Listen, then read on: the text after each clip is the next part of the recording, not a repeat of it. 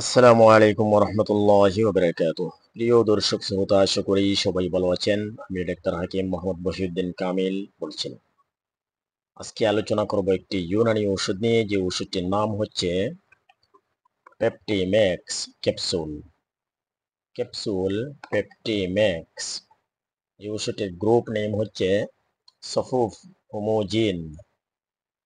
এই ওষুধটি তৈরি এবং বাজারজাত করে থাকে ইটিল্যাব ইন্ডাস্ট্রিজ ইউনানি। ওষুধটি যেসব উপাদানের সমন্বয়ে প্রস্তুত করা হয়েছে সেই সকল উপাদান হচ্ছে সঙ্গে জরাহত, সোনাপাতা, ক্যালসিয়াম কার্বনেট, বড় হর্তকির খোসা, জায়ফল, শাপলা ফুল।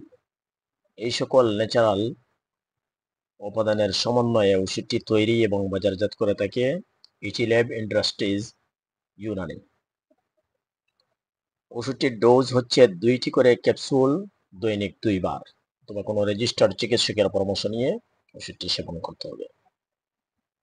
ওষুধটি যে সকল রোগে কার্যকর, সে সকল রোগ হচ্ছে অম্লাধিক্য বা হাইপার অ্যাসিডিটি, গ্রহণী বা অন্ত্রের ক্ষত, পেপটিক ও ডিউডেনাল আলসার, বুক জ্বালা, পাকস্থলীর প্রদাহ, গ্যাস্ট্রো ইসোফেগাল রিফ্লাক্স ডিজিজেস ও কোষ্ঠকাঠিন্যে কার্যকর।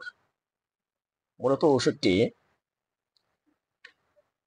অ্যান্টাসিড এবং অ্যান্টি আলসারেন্ট একটা ইউনানি ওষুধ।